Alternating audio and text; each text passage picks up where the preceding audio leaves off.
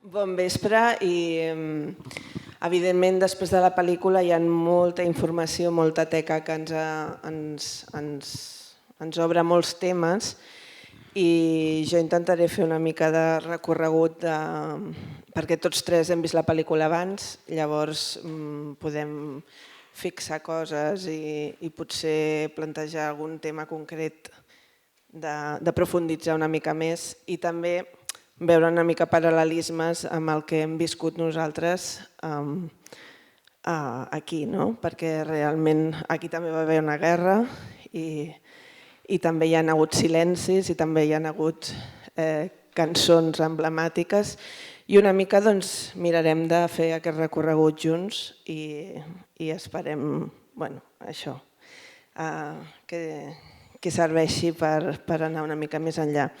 Plantejaven la xerrada quan una cançó esdevé himne d'una revolució, i som un país que ha viscut això en generacions anteriors, com escrivia Rodoreda, quanta guerra. Una guerra hi ha la cara del plany i la cara del coratge, de l'esperança.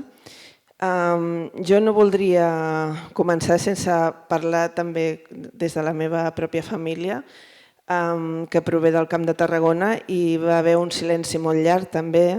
Hi va haver 2 membres que se'n van anar amb la lleva del biberó i fins al 2015 no es van posar al memorial de les Camposines a la Fatarella.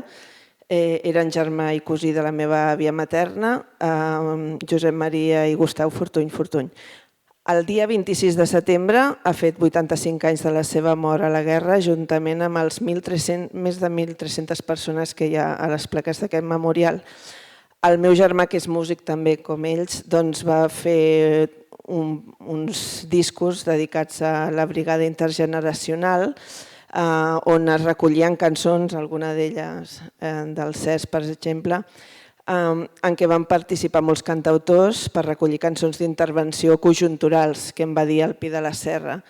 De fet, aquesta xerrada primer havia de ser el Pi de la Serra i la Marina Rossell, per qüestions s'ha reubicat amb 2 cracs de la generació posterior i que ells han seguit molt aquestes cançons d'intervenció conjunturals que realment, recordant a Víctor Jara, que ara s'han recuperat, s'han commemorat els 50 anys de la seva mort, segueixen vigents i ben actuals.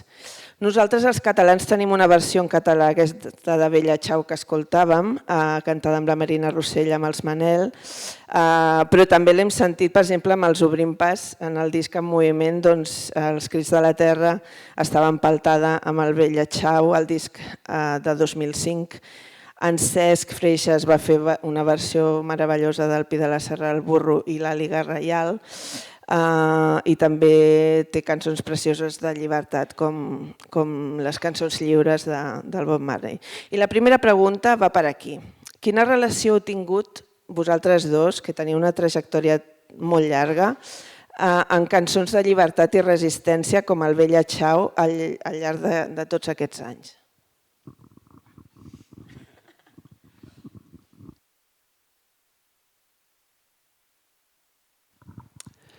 Bé, bona nit, un plaer estar aquí a Tortosa en este documental que té tantes lectures. Però començant amb el que deies, que per cert, si no res fèiem la cançó Bella Ciao en directe durant molts anys, no la cantàvem i em fa un por de vergonya dir-ho, però no coneixíem quasi la lletra. Ens arribava la música i tot el que significava, tot el que desprenia la cançó. Un poc com han explicat al documental altres protagonistes que feien seu aquest relat que explica la cançó. Jo vaig començar a escoltar cançons de llibertat des de xicotet, que escoltava... Jo sempre dic que em vaig criar un poc amb les cançons primer del rock català i després el rock radical basc, i són 2 escenes que ja incorporaven moltes cançons de llibertat que representaven un cant de la nostra generació que volíem anar més enllà del moment polític. Però m'agradaria citar així com a un exemple més clar del que a mi m'ha marcat doncs, les cançons, per exemple, del grup Al Tall, no? El grup que per cert avui estava Vicent Torrent aquí a Tortosa. I per a mi va ser doncs, un poc el que explica el nuevo cancionero italiano, ¿no? Que de descobrir la pròpia tradició i descobrir que hi havia una gent als anys 70 que va utilitzar aquesta tradició per a cantar coses actuals i per a cantar lluites actuals i per tant, a missa base de la música popular crear himnes d'ara, no? Amb cançons d'ahir crear himnes d'avui, no? Que és un poc al final el que és Bella Ciao, no? Encara que hi ha aquest debat dels seus orígens, està clar que és una cançó amb bases populars i tradicionals que es va fer un himne perquè algú li va posar una lletra d'un moment polític i va crear aquest relat. No? Jo escoltant Con el mal ve d'Almansa vaig descobrir un poc la història del País Valencià a través de que després vaig saber que eren cançons tradicionals, la majoria, que li havien canviat la lletra per posar-li les lletres noves. No? I per això ho vaig saber després. Jo escoltava aquestes cançons i em creia tot el relat que explicava, no? El cant dels maulets i la processó i tal, el Filip V i tal. I això m'arribava a dins perquè era com, això està parlant de la meva història a partir de cançons tradicionals, no? D'aquesta tradició sonora que tenim tan rica i tan potent a casa nostra. No? I a mi va ser una de les primeres formes de descobrir la força de la música a l'hora de crear un relat, que crec que és el que parla també el documental, de crear un imaginari, de crear això, doncs, recuperar la nostra història, la història dels perdedors, dels oblidats, dels vençuts, amb la música. No?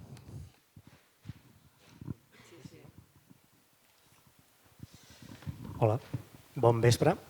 Un plaer ser aquí amb tanta saviesa i amb tanta història a darrere i tantes veritats. Recollint aquest fil que comentava el Xavi, jo quan vaig començar a entrar en contacte amb la música com a oient i després em comença a interessar també com a creador, és precisament una mica seguint aquest perfil que comentava el Xavi, aquest interès primer polític per sentir-te identificat en un moviment ideològic concret, sentint ja com a teves algunes reivindicacions. En el meu cas, jo soc independentista des que crec que tinc una mica d'ús de raó i llavors crec que ja des de molt jove vaig anar a buscar referències musicals que poguessin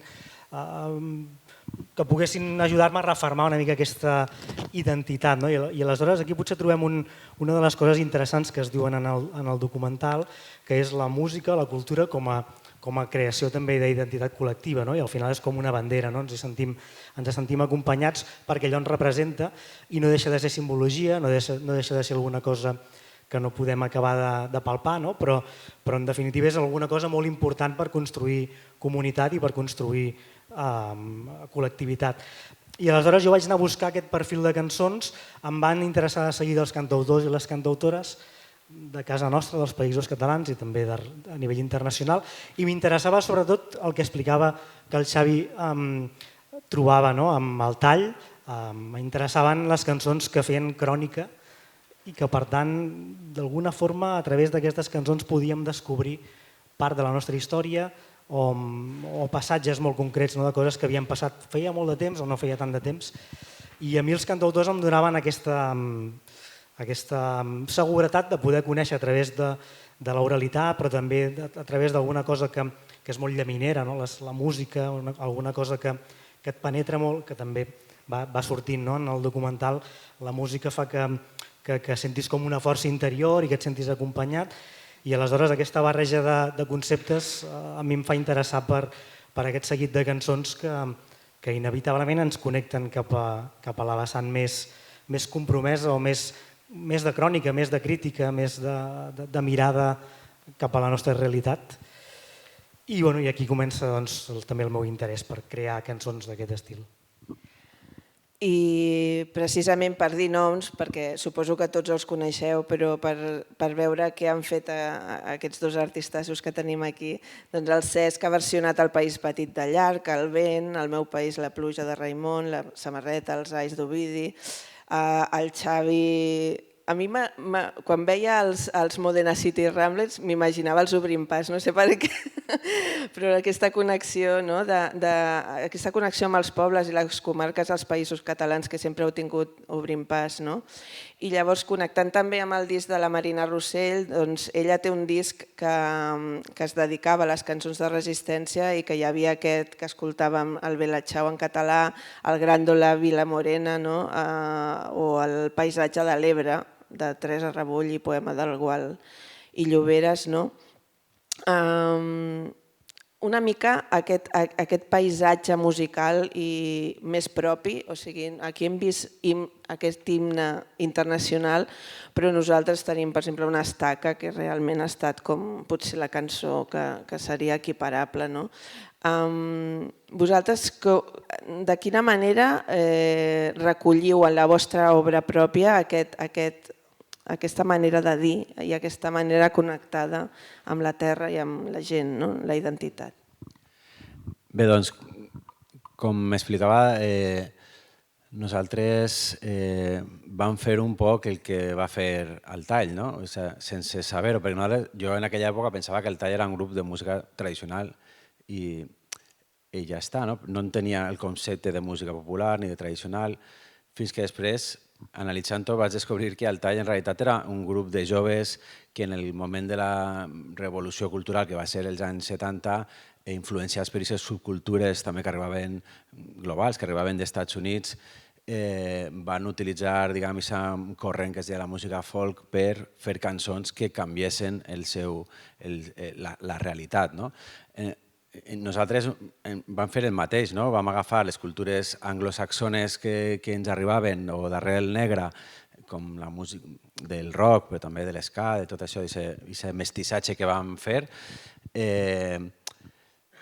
per parlar de la nostra realitat. I com al Tall vam utilitzar elements tradicionals, elements nostres, elements propis, per a que ens connectaven més amb qui érem i que ens removien. També ho vam fer influenciats perquè ho vam fer la generació del Tall.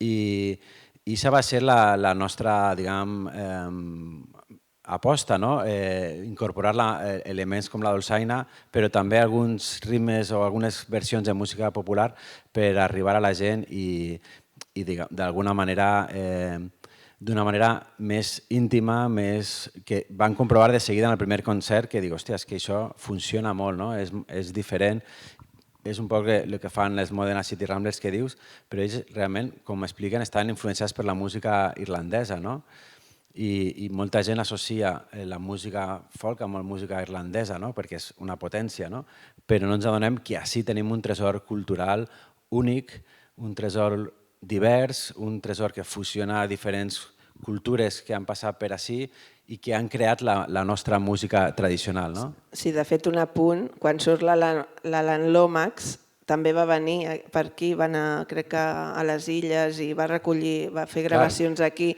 i aquí també tenim tot el cançoner popular que ara fa 100 anys, vull dir que aquí hi ha molta tradició també. Sí, i que el propi Vicent Torrent va crear la fonoteca de materials que va anar a enregistrar a tots els pobles com cantava la gent per fer aquesta documentació sonora. Però que tenim aquí un tresor únic que és increïble i que a vegades mirem sempre lluny i en aquest món global i com colonitzats per la cultura nord-americana sobretot, doncs d'alguna manera oblidem aquest tresor que portem a dins. I jo ara amb Obrim Pas vam anar descobrint tot això perquè érem molt joves i jo ara en solitari també l'últim disc causa explica que jo estava no trobava un camí on tirar, volia un poc, estava un poc cegat també per les modes, pel que es porta ara i per tot això, i va ser gràcies a fer la cançó No s'apaguen les estrelles, que és una cançó que veu de la nostra música popular, que naix directament de l'U d'Antella, crec, que fa el Botifarra, que el vaig veure gravat en un vídeo i vaig dir, uau, que guapo, no? I si cantara sobre aquesta cadència musical, i si recuperara un poc allò que jo havia fet sempre, que és mesclar la música d'ara amb la música també d'arrel. I allò em va obrir els ulls de dir, hòstia, és que estem, el que deia, tant de mirar lluny i tant por de mirar dins nostre, dins del nostre tresor, que com dic, que és únic, aquesta fusió que tenim de ritmes culturals. Vicent Torrent explica que la música tradicional no és el passat, que és el que passa, que és un ésser viu que en successives transformacions es presenta amb un aspecte diferent, perquè moltes vegades pensem que la música tradicional és algo estàtic i com aquí el documental ens obstinem a buscar i aquesta cançó de quan és, i de quin poble és, i de quin any és, i exactament tal. Ostres, i ens adonem que la música tradicional no és de cap moment concret, sinó que és una evolució, que és viva avui en dia, que continua viva avui en dia. Mira, amb Obrim Pas van fer la Malaguenya de Barxeta, que la canta el Pep Jimeno Botifarra, no sé si la coneixeu. La Malaguenya de Barxeta s'ha fet ara molt coneguda amb la lletra que canta ara Pep Jimeno Botifarra, que diu «Vinc del cor de la costera, del poble del Socarràs, d'allà on renaix de les cendres, el meu país valencià». I l'escoltes cantada en el Botifarra i tu dius, uah, quina lletra, sembla tradicional, i també diries, uah, aquesta lletra en quina època es va escriure i quan va escriure i per què és de Barxeta? Però resulta que aquella lletra la vam escriure a l'estudi mentre gravàvem el disc. Vam dir, anem a canviar la lletra per a donar-li més actualitat. I jo vaig pensar també, anem a posar-li País Valencià perquè cantar pel Botifarra quedarà molt potent. És una lluita una altra vegada pel relat, per dir, anem a recuperar els nostres relats i ho fem com s'ha fet sempre, amb la tradició viva, perquè les lletres de les cançons sempre s'han anat canviant. No hi havia una lletra original que era la Malaguenya de Barxeta i sempre ha estat així. Ha anat mutant, canviant i avui en dia la continuem transformant. I això és el bonic de la música tradicional que hem de descobrir, que nosaltres som partíceps d'això i que l'hem de fer, i aquest tresor que tenim, fusionat amb la resta de cultures, donar-li l'actualitat. I tu, Cesc, d'actualitat també has empaltat moltes cançons i has arribat a molts ateneus i a molts llocs. Una mica quina és la teva experiència? Una altra vegada estirant d'aquest fil que ens deixa el Xavi, és molt interessant com connecta moltes de les coses que coneixem de la seva creació amb coses que apareixen com a pinyol. Hi ha molts pinyols en això que hem vist, molts nexes, moltes premisses en les que ens podem estirar per treure'n temes a tractar. I és molt interessant perquè ha tret el tema del... Tu abans parlaves de paisatges musicals, paisatges sonors, tu parles d'aquesta necessitat de ser conscients que la tradició o allò que reconeixem musicalment com a música tradicional no és una cosa vella, una cosa estàtica, una cosa del passat, sinó que precisament és una cosa popular, una cosa del poble. La música pop realment és la música tradicional perquè és la més representativa del territori, la més representativa del nostre país, de les comarques, en quant a instruments i en quant també a relat o històries que s'expliquen, amb molta crònica i molt de coneixement del nostre país ve a través d'això. Jo precisament vaig començar a escoltar molts cantautors, molts llatinoamericans, Víctor Jara, Silvio Rodríguez, Ali Primera, molts, i quan primer vaig conèixer amb 14-15 anys aquesta realitat més centroamericana, llatinoamericana o sud-americana, i més tard vaig arribar als cantautors del Mediterrani, començant pels de casa nostra i coneixent molts altres cantautors que arreu del Mediterrani han fet cançons de protesta. i em vaig sentir molt més identificat precisament amb aquest paisatge sonor que fem servir al Mediterrani. No sé ben bé per quin motiu, però segurament té lògica que em senti més identificat amb aquesta herència musical dels cantautors del Mediterrani, perquè segurament el lloc que nosaltres tenim més, les orelles les tenim més acostumades a aquests timbres, no? I a aquestes instrumentacions. I això ho dic també perquè darrerament jo he intentat portar els meus discos i les meves cançons cap a un so més tradicional, no? Fent servir instruments que potser no són massa habituals de sentir en cançons del segle XXI cantades en llengua catalana, no? Llaüts o amb guitarres que s'utilitzen, diguéssim, estrictament en territoris dels països catalans, instruments que provenen a vegades del Pirineu, no? Però que tenen aquests aires més mediterranis.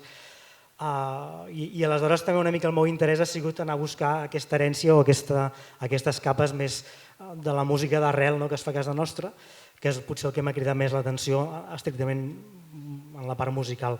I després volia fer èmfasi en una idea que és molt curiosa, i és que moltes d'aquestes cançons de protesta que cantem, no? Com Bella Ciao, com l'Estaca o com el que volen aquesta gent, com el vent, no?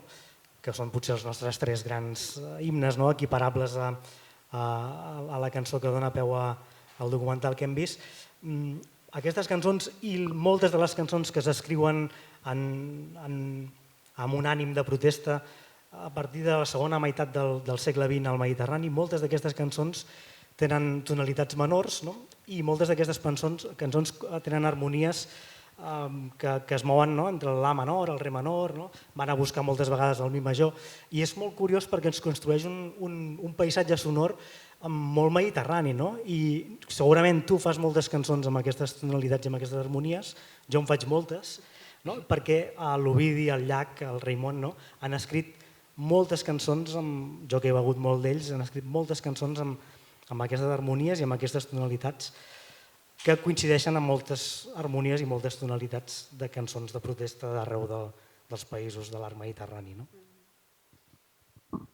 I un altre pinyol que hi ha en aquest documental i que també us crida a vosaltres perquè ho heu anat com em surt cuinant però va més enllà. Heu conegut, per exemple, al País Valencià, heu conegut el feixisme de primera mà quan cantes i recordes, per exemple, sempre el Guillem Agulló, no?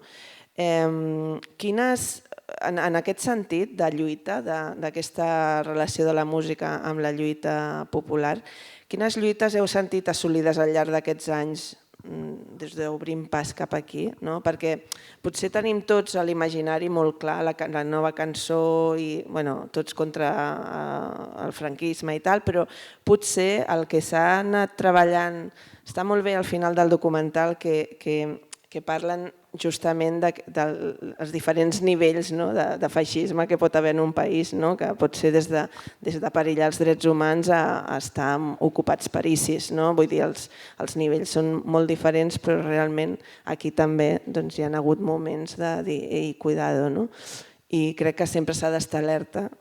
I una mica com heu viscut vosaltres aquesta cosa de posar la música al servei de...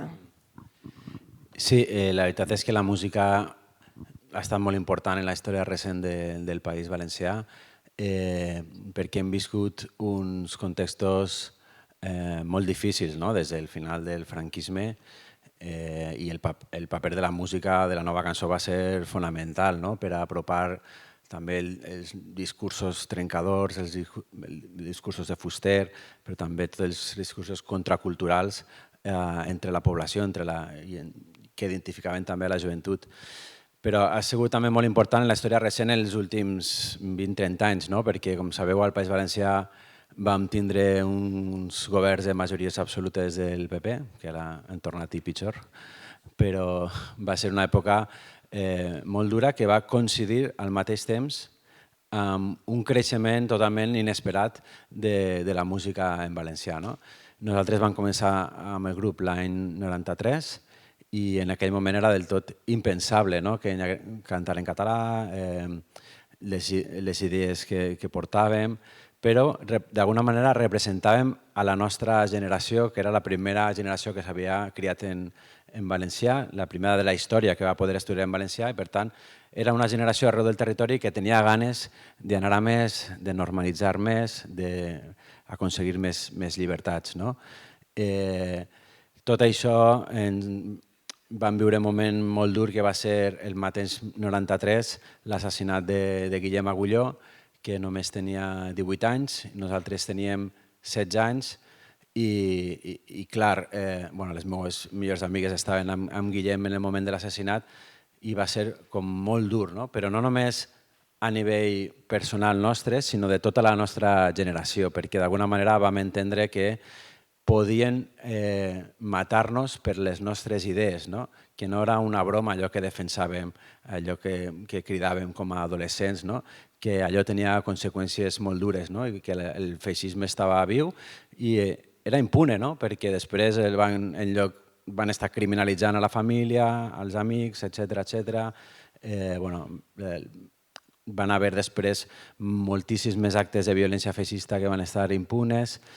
En aquest moment jo vaig fer la cançó que es deia No estàs sol, No estàs sol, no tinc esport, que realment és una cançó que parla dels problemes que jo en aquell moment tenia en casa, que tenia 16 anys i tenia molts problemes a casa, i vaig fer aquella cançó, en realitat pensant en mi, però la vaig escriure en aquell ambient d'aquella València que respiràvem, i de seguida aquella cançó, No estàs sol, no tinc esport, es va convertir en un cant col·lectiu contra la por, precisament. No quedar-nos paralitzats, sentir que no estàvem sols, que potser ens sentíem que era poca gent, però en els concerts, quan ens reuníem i cridàvem No estàs sol, ens sentíem que érem molta gent i ens sentíem que teníem força per tirar endavant.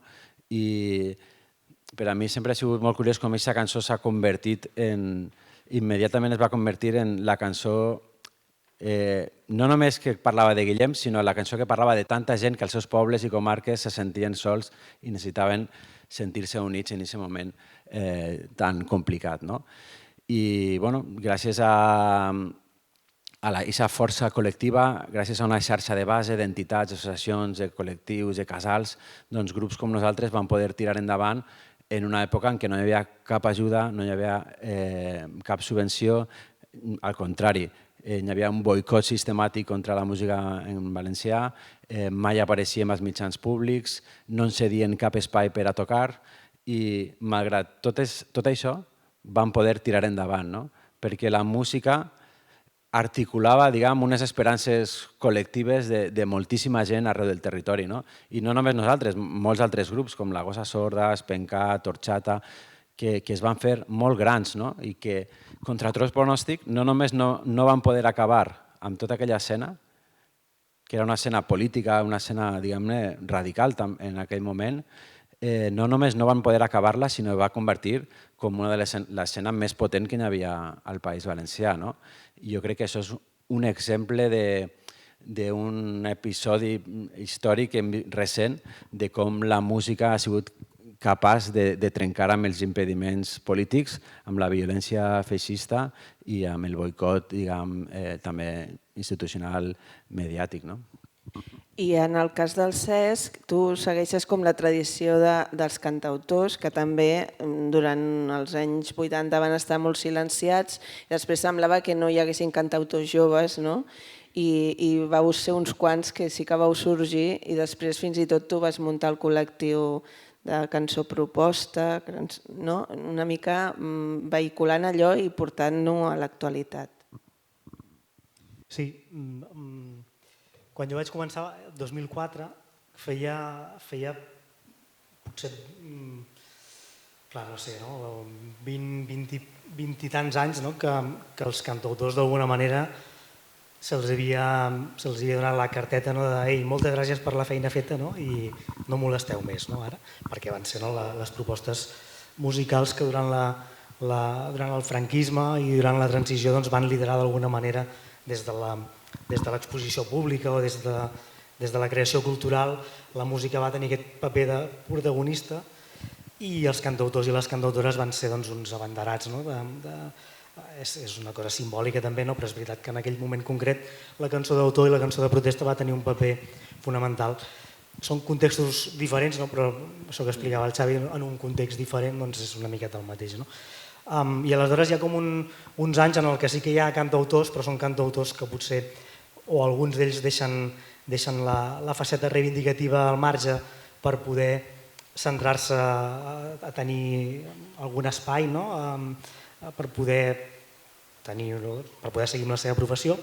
Hi ha els cantautors forts que s'aguanten allà on no s'han mogut o no es van moure massa, i després hi ha tota una generació que es perd, una generació que no aconsegueix connectar amb el públic més jove, i aleshores jo crec que és amb l'aparició de tot aquest boom de la música que apareix al País Valencià amb Obrim Pas, grups de música potser més contundent, més radical, que ja radical estèticament, que hi havia també a Catalunya, com Inadaptats o Revolta 21, o grups que seguint una miqueta l'estela del que passava també al País Valencià, feien aquesta música més reivindicativa i la connectaven amb el que passava en aquell moment, però sí que és veritat que no hi havia un relleu en el terreny de la cançó d'autor, i és gràcies a aquests grups que d'alguna manera alguns cantautors més joves, que en aquell moment teníem 15, 17, 18 anys, vam entendre que potser era una bona idea, si ens agradava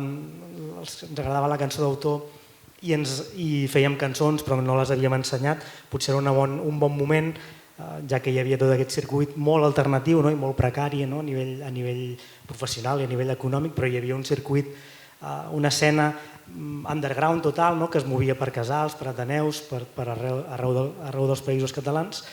Doncs nosaltres el que vam fer, en Pau Alavajos al País Valencià, jo aquí a dalt a Catalunya, en Feliu Ventura també hi era, és veritat que és anterior a nosaltres, però una sèrie de cantautors més joves, en aquell moment vam iniciar una escena de cançó de protesta que intentava connectar amb el públic que ja connectaven, Obrim Pas i aquests grups de música més reivindicativa com la que feien ells, i nosaltres intentàvem connectar amb aquest mateix públic des d'una vessant estètica musical diferent, potser més pausada, més acústica, més no sé com dir-ho, més una estètica diferent. I veníem una mica d'aquest buit generacional, però bevíem automàticament de tot allò que havia passat durant la nova cançó i bevíem també de moltes referències que es van establir arreu a nivell internacional, que nosaltres agafàvem com a referències musicals, cançons i projectes musicals com el de Silvio Rodríguez, Víctor Jara, cançons emblemàtiques com Vilassau. De fet, i la part de cantautors una mica queda, a part d'aquesta xarxa alternativa, queda coberta amb el Barnassans, que realment ha estat el festival que ha apostat més per la cançó d'autor. I si hi ha una complicitat, hi ha també una cosa en la pel·lícula, quan parlen de que no es guarden les fonts orals, per dir-ho així, sinó que a Itàlia s'estudiava la lletra per una banda i es conservava la part de lletra per una banda i la música per una altra, i que semblava que no es guardava tant una cosa que l'altra. Però curiosament aquí hi ha un fenomen molt de la cançó d'aquí, que és la connexió amb els poetes, amb la poesia. Tu has fet coses amb el Roc Casagran, amb el David Canyo, tu també has... Una mica, quin és el paper que juga la poesia amb la cançó protesta des del vostre punt de vista? O sigui, creieu que poetes i cantautors aneu de la mà o com ho veieu? Seré breu.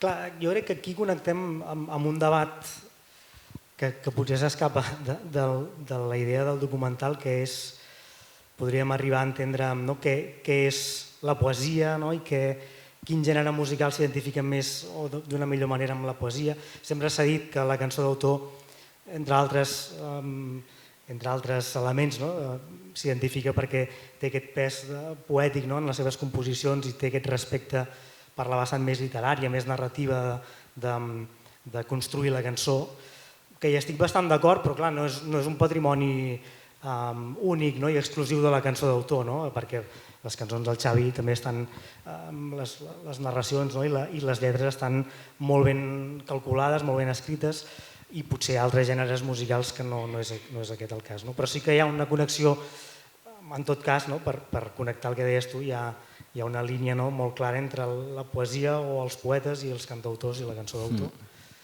Però potser la línia la podem traçar fora també dels marges del que és la poesia o la cançó d'autor, que jo crec que potser el poeta el que li interessa és descriure, fotografiar, fer una crònica del seu temps, de la seva gent. El cantautor o la cantautora segurament també li interessa el mateix, i aquella persona, aquell creador musical que li interessa precisament explicar allò que passa en el seu país, en aquell moment concret, connecta també amb la poesia des d'aquest punt de vista. Per tant, és difícil traçar potser fronteres entre gèneres culturals o musicals que es mouen una miqueta pels mateixos interessos. Sí, a més que jo també crec que, pel que deies abans, que la cançó té una altra estètica, té una altra tal, però al final és un poc el mateix, és igual com del tall. El tall feia uns ritmes, una música tradicional que és la que ells els va treure, la cançó, els de la cançó, Raimon, per exemple, Ovidi, feien més tipus cançó, i Cesc veu deixar corrent, però al final tots fem el mateix, que és transmetre, emocionar, construir cançons que al final es toquen amb una guitarra i sonen també nues, i tenen aquesta mateixa força. Poden tindre... Jo puc agafar una cançó de Cesc i fer un hardcore o un tal, perquè al final, com ha fet, per exemple, Smoking amb Feliu, perquè al final l'important d'una cançó és que tinga ànima i tinga força. I jo, per exemple, sempre he seguit molt, em sent molt identificat amb les cançons de Cesc perquè parlem molt de nosaltres, encara que tinga una altra estètica, però per a mi és com el mateix. I la lletra per a mi és molt important, és fonamental, perquè crec que la cançó bàsicament té música i lletra. El que passa és que la música ja ens arriba per si sola, ja ens transmet també moltes coses. Jo sempre faig primer la música, intento que la música m'arribi i després li posa la lletra. Igual hi ha gent que ho fa al contrari, però jo no sóc incapaç de fer-ho. Però per a mi, mira, deia Lluís Llach, una xerrada que vam fer també, que ell deia, no, per a mi la música és com un joc, i després ve la part seriosa que es posa la lletra. I a mi em passa el mateix, jo a la música tinc moltes idees de cançons i tal, i tinc una cançó i de sobte dic, hòstia, ara tinc que fer la lletra, la vaig a cagar, tio. Lo guai que està la cançó aquesta, tio, ara faré una lletra i no molarà res i tal. Perquè, clar, fer la lletra és molt més complicat per a mi que fer una cançó. La cançó li dones formes. Jo que soc també autodidacta, que no he estudiat solfeig, jo li dono la forma que jo crec. I després, clar, per a mi la lletra, jo soc de filologia, però a banda d'això, és com molt més tècnic. Per a mi és com molt més un treball d'artesà, de buscar les paraules, d'anar trobant allà. A més, tot ha de rimar, tot ha de ser una mètrica que vaig amb la cançó, l'has d'encabir en aquell vestit, i per a mi és complicat, d'adolescent, ho feia sense pensar, feia, no estàs sol, no tingues por, tal, pum, pum, pum, i dic, que guai, però no li donava més importància perquè era com molt més visceral. Igualment vaig escriure La Flama, que és una cançó que després va fer molt coneguda i tampoc la vaig pensar molt, la vaig escriure així, pim-pam, i ara tarda anys per fer una cançó. Faig 1000 documents, canvio la lletra aquí i tal, guardo les versions perquè després en recordar-me. I crec que amb el temps et fas més exigent amb la lletra perquè la lletra, per a mi, té aquesta part literària que per a mi és molt important. I per això la relació amb la poesia és que jo, per exemple, llegeix molta poesia quan estic fent cançons perquè intentar aprendre de la gent que de veritat sap, i llegeixes la poesia amb uns altres ulls i dius, ostres, que guapo això que ha fet, aquesta frase, que tal, i intentar aprendre d'això per a poder tindre ferramentes per a escriure, perquè al final també una cosa que faig molt és subratllar-me paraules perquè al final el material bàsic que tenim per escriure són les paraules, i el vocabulari a vegades nostre sempre es redueix a les mateixes imatges. Jo sempre acabo parlant de la lluna i de no sé què i de tal, i em costa obrir-me cap a altres mons, i els poetes t'ajuden a obrir-te, a descobrir tota la força que amaga la literatura. Sí, i de fet crec que tots els escriptors de cançons per força pràcticament hem de recórrer a la poesia a l'hora de buscar referències, perquè al final el que fem és posar música a alguna cosa que sense música ha de tenir sentit també. I la poesia, els poetes clàssics o actuals ens ensenyen que amb molt poc espai, que és l'espai que tens en una cançó, són 3 minuts per entendre'ns, però en 3 minuts tampoc hi ha tant de text, no sé que siguis un rapero i facis cançons més llargues. Has de condensar molt la idea, clar. Has de condensar molt, ha de quedar molt clar, has de remarcar molt bé quines parts t'interessa que la gent recordi, i a més ha de tindre una bona melodia, vull dir que això és extra literari, però sí que una bona melodia amb un bon text o amb una bona part que vagi ressaltant en forma de pont, en forma de tornada, li dona molta força. I hem d'aprendre, primer, allò que funciona musicalment a nivell internacional i a nivell històric, que funciona per algun motiu, i després, a nivell estrictament literari, mètrica, rima, entendre per què els nostres poetes escrivien així, escriuen així, i buscar una fórmula que sigui nostra, la veu pròpia aquesta, tan difícil de trobar, sobretot en l'aspecte literari, que et permeti explicar una cosa amb un espai molt reduït, però amb la màxima contundència o amb la màxima voluntat de sorprendre i d'emocionar, que moltes vegades busquem això també. I llavors, ara parlàvem de les coses des de dintre del cantautor, per dir-ho així, i llavors hi ha la recepció de la cançó, que en la pel·lícula surt molt aquesta etiquetació de la cançó, l'etiquetatge des de fora, de si una cançó és més política, és menys política, és per prohibir-la, per no... Curiosament, la Montse Castellà, la cantautora d'aquí de Tortosa, havia escrit al novembre del 22 un article a l'Enderroc sobre Bella Ciao, que parlava precisament de com la Laura Pausini li feia vergonya en un programa televisiu cantar aquesta cançó perquè la considerava massa política. Llavors, i en canvi aquí a la pel·lícula es veu clarament com s'utilitza encara per molta gent que està lluitant contra el feixisme arreu del planeta. Llavors, creieu que el món occidental, en quin punt creieu que està la fe en què una música pot ser part d'aquesta transformació social? O sigui, vosaltres teniu cançons que us les han etiquetat d'alguna manera en aquest sentit? Quines creieu que tenen més potencial per connectar amb la gent? Bé, jo el primer crec que l'important és que la cançó connecte, la cançó emocione, que és un poc el que és Bella Ciao. Bella Ciao perquè ha triomfat tant, perquè és una cançó, com explica el documental, que només la música ja t'enganxa, ja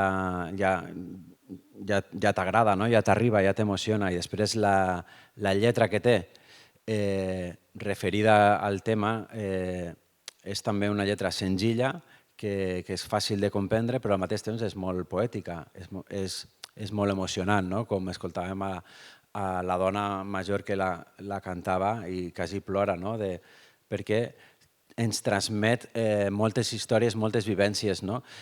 L'important d'una cançó és que no siga tancada a una visió, a la visió teua, sinó que cadascú la faci seua. Escoltes Bella Ciao i d'alguna manera, si eres d'ací, penses en els teus avis, en la teua història, en la repressió que ha patit la nostra gent, t'emociona perquè tens una història relacionada amb aquesta cançó, però també pots tenir una vivència d'una manifestació que la vas cantar, un moment, una persona, a qui t'agradava cantar-la junts. Tot això és el que envolta la cançó. Això ho has escrit en les teves novel·les, no? Sí, en totes les cançons. Bé, al final és que la música ens acompanya quan estem tristos i contents, però també ens identifica amb una manera de veure el món, i aquesta emoció també la portem nosaltres. La cançó t'ha d'arribar al cor, però tu també li poses aquesta història teua, i això és el que fa les cançons. Jo crec que cresquen i es facin grans, i de sobte una cançó que tu has estat tant de temps, com deia, a casa pensant la lletra, tal, no sé què, madurant-la, un poc sent tan teua, tan íntima, de sobte la publiques i ja no és teua, no? Es fa gran i cadascú t'explica una història i diu, doncs a mi aquesta cançó és molt important perquè em recorda això, o aquesta cançó, a mi m'escriu gent, no?, que diuen, és que aquesta cançó m'ha ajudat molt per això i tal, i sent que això, i el que tu expliques, dic, ostres, igual no és el que jo volia explicar, però li ha arribat a aquesta història, no? Perquè la poesia és això, no? L'art és això, no? És el que tu transmets i la que la gent completa el significat, no? I per això, per a mi és important que la cançó tingui aquest significat també obert, no? Un poc la Flama també és un poc això, no? Perquè no és una cançó que diu res específicament, però diu moltes coses amb el concepte de viure sempre corrents, avançant amb la gent, rellevant contra el vent, no? Però podria ser moltes coses, això, no? Un poc com l'estaca, no? Podria ser... Què és l'estaca, no? Pues la injustícia, però podria ser moltes injustícies personals i col·lectives, no? I això fa que una cançó vagi arribant a la gent i es vagi fent gran, no? I amb el temps, com ve la Xa, es converteix en una cançó tradicional, o com deies, l'estaca, no? L'estaca precisament és una de les cançons a nivell internacional més versionades i més traduïdes, no només en català, sinó arreu del... O sigui, en el còmput global de cançons, és de les més versionades i més traduïdes arreu del món. I inclús, disculpa, Lluís Llach, ara no recordo cas, però crec que va dir a algú li ha hagut de dir no utilitzi l'estaca, que això no parla d'això. O no sé si era la policia que li va ficar un dia per reivindicar drets. Sí, però el Joaquim Vilarnau, que ha fet diversos llibres sobre cançó protesta i així, recull això, que l'estaca ha esdevingut l'himne del Sindicat Polonès Solidaritat, de l'Associació Revolucionària de Dones Afganeses o de l'equip de rugbi de l'USAP, que ja no té res a veure amb la protesta. Sí, de coses molt diferents entre si, saps? I després l'estaca té una cosa molt curiosa, que és que alguna vegada s'acusa d'en Lluís Llach de fer servir una melodia que diuen que pot provenir de melodies russes o russòfones, melodies de territoris de l'antiga Unió Soviètica. És a dir, que realment és una cançó que s'ha fet tan popular, no només a casa nostra, sinó a molts llocs del món, que la melodia se'ns fa tan familiar que, no sé, si el Lluís Llach la va agafar, va agafar l'idea d'alguna polca o d'alguna història d'aquestes, però sí que és veritat que són cançons que musicalment ja transmeten molta energia i molta força, com també li passa a la cançó que dona peu a tot això d'avui, que també alguns diuen que la melodia pot provenir de cançons populars ucraïneses. La música klezmer que ha sortit, sí. No sé com anem de temps. Volem fer un torn de preguntes. I tant. Endavant. Algú del públic vol fer preguntes? Que aixequi la mà. Tenim un micròfon. Si no, jo vull trencar el gel i voldria preguntar per aquí. Heu parlat de molts referents, de Raimon, de l'Ovidi, de Lluís Llach, dels quals vosaltres heu begut, també del Tall.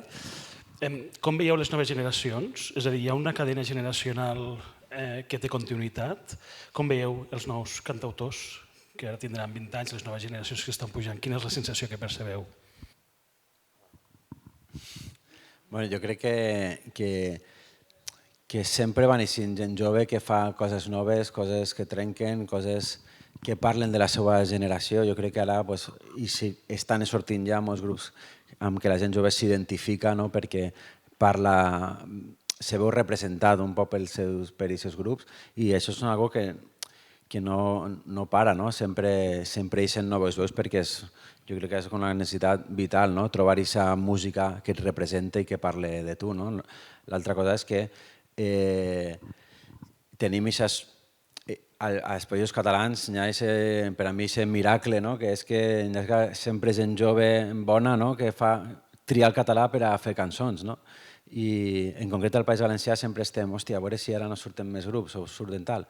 I sempre et van sorprenent nous grups que van triant també la nostra llengua per a fer-ho. I jo crec que això és la nostra força, que som capaços de generar. Però és complicat i hem d'estar sempre alerta i treballant i aquesta cultura també de base que ha fet possible la nostra cultura sempre ha d'estar viva, perquè, per exemple, avui en dia al País Valencià està manant l'extrema dreta, tenim un conseller que és de Vox, que és una cosa molt bèstia, i torero, i ha dit que l'enemic principal que tenen és el pancatalanisme cultural, i que van anar a per això i tal. Però quina és la sort nostra? Que malgrat això seguim tenint una xarxa de base molt potent, un teixit associatiu que està allí preparat per a lluitar, perseguint de manera voluntària, militant, com s'ha fet arreu dels Països Catalans, també aquí a les Terres de l'Ebre, per tirar endavant la nostra música. Aquesta és la nostra força també de la nostra cultura, en concret als Països Catalans, minoritzada però viva gràcies a la gent de baix.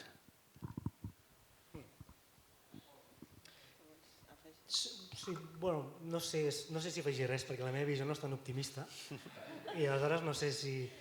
Bé, la cara la creu i jo posaré el punt neutre. Jo penso que és intueixo que és un bon moment per la creació en català, precisament perquè ara venen situacions arreu del nostre país que fan que moltíssima gent triï, si no ho ha fet ho faran, perquè és un moment on la situació política requereix posicionaments i sempre en aquests moments històrics hi ha com una empenta de nous creadors i de nous projectes culturals que utilitzen la nostra llengua per crear música en aquest cas. Potser al País Valencià potser no tens aquesta sensació. A Catalunya sí que tinc la impressió que després del 2017 els anys previs van ser uns anys molt prolífics i molt potents en quant a creació. Sempre parlo no només de creació en la nostra llengua, sinó creació vinculada a això que ens ocupa, la cultura feta amb aquest ànim crític i aquest ànim reivindicatiu com a eina al final de creació de debat que crec que és interessant que hi sigui. I crec que a partir del 2017 a Catalunya hi ha com un desinterès en centrar determinats o gaires esforços a entendre que la música es pot fer així, diguéssim. Al País Valencià jo crec que potser des dels governs progressistes que hi va haver potser segurament un moment d'adormiment general i ara segurament es tornarà a reactivar.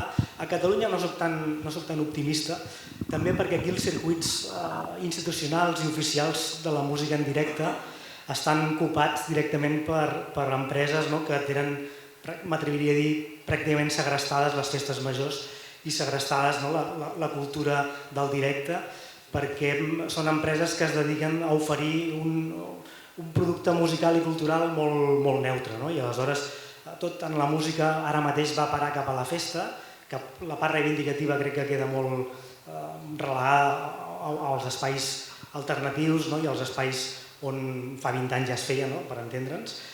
Això va desaparèixer als anys previs al 2017 perquè es va convertir en cultura de masses el fet de fer servir la música com a element reivindicatiu. Després això ja no ha interessat tant i estem en un moment on ara interessa que sí, que es creï música en català, però almenys a Catalunya, però que es faci des d'una determinada vessant que no molesti excessivament. I això és una mica el que crec que se li està donant importància a nivell, és evident, a nivell televisiu, a nivell radiofònic, a nivell de radiofórmules, és evident que hi ha hagut un canvi d'estil i un canvi que propicia que la música que s'escolti dia d'avui en català no estigui vinculada a coses reivindicatives. Crec que és evident. I és evident també que sigui no només perquè algú hagi decidit que sigui així, que no estic dient que sigui una conspiració, sinó perquè venim d'un desànim col·lectiu a nivell de país que ens porta també políticament estem anant cap a un terreny una mica fosc, en l'espai musical estem anant cap a un lloc on tampoc no està massa clar cap on ens hem de dirigir. Sí. Els aplaudiments són pel que ha dit o perquè ja n'heu tingut prou? Perfecte. Si alguna cosa crec que tenim els dos és que ens vollem... I ja estem tan batats a tants espais que ja no em fa por dir el que penso. No, però no crec... No, jo simplement anava a donar la raó als dos en el sentit de que sempre hi ha regeneració, per sort, el que diu el Xavi. Gràcies a això, cada mes a l'Enderrock surten molts noms i molta gent que està sortint. I crec que potser, clar, els temps canvien i també les maneres d'enfocar el moviment més polític o més reivindicatiu també canvia, perquè, per exemple, no sé, ara surten veus com la Mayo, que potser no és l'exemple de superreivindicatiu en un cert sentit de l'esquerra, però en canvi està obrint espais invisibilitzats. Jo crec que sí que està passant, però potser està més atomitzat, no està tan organitzat, i potser el que ens demostra una cançó com Bella Ciao és que és important aquesta unió, vull dir que sí que és important aquesta unió en l'autogestió i tot això, que sí que és una cosa que heu viscut molt vosaltres i que associativament el país sempre ha respost. Llavors, jo crec que a poc segurament això s'anirà articulant d'altres maneres que encara no coneixem. Sí, jo estic d'acord en el que ha dit. En el que ha dit Cesc, i pense també, un poc enllaçant el que deia jo, que és cert el que diu el moment en què està avui en dia la música en català, però que sempre està la llavor allí, i sempre arriba gent jove que et sorprèn i dius, hòstia, quan pensàvem que no n'hi hauria més grups així. Com la Maria, per exemple. Sí, i molta altra gent que van eixir en un moment molt complicat a nivell social, a nivell polític, i les llavors estan ahí. I per a mi és un poc les dues coses. Una banda és la música en català, l'altra música en general, l'altra música reivindicativa. Al País Valencià estem forjats un poc en la lluita perquè venim d'aquesta etapa tan dura i hi ha hagut aquesta tradició. Sé que és cert que ara han canviat un poc també els grups. Inclús moltes vegades a mi m'han dit ara que soc com massa reivindicatiu, igual a tu també, que això ja no és el que es porta ara. Dic, bueno, no sé, és la nostra... Ja ho sabreu d'aquí poc, no? Claro, però vull dir, és la nostra actitud, és la nostra manera de fer música, la nostra manera de fer cultura, però també és el moment que estem vivint. És un moment difícil, és un moment dur, és un moment que calen també cançons de lluita, com han calgut sempre. I crec que això sempre estarà i, com dic, el tresor és que tenim la gent de base i molt de jovent també disposats a seguir endavant. Més enllà de les modes i dels corrents majoritaris d'un moment o altre, sempre aconseguim posar la cara. Alguna pregunta més entre el públic? Algú vol fer una intervenció? Si no, ho deixem aquí. Moltíssimes gràcies. Gràcies a tots vosaltres. Ha estat interessantíssim. Jo només volia afegir que avui li volíem donar un toc territorial també i estava convidada precisament la Montse Castellà, que l'has anomenat abans, però Montse avui tocava Balaguer, crec que era. També havien convidat Artur Gaia, però està fora i ens ha quedat una mica coix per la vessant territorial, però ho podem recuperar en altres edicions del festival. En tot cas, Helena, Xavi, Cesc, moltíssimes gràcies, ha estat superinteressant i gràcies per fer aquestes aportacions a la mostra.